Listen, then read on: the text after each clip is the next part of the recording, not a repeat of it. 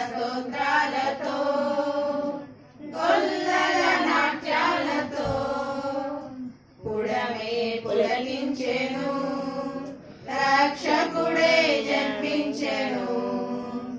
దూతల స్తోత్రాలతో గొల్లల నాట్యాలతో పుడమే పులకించెను,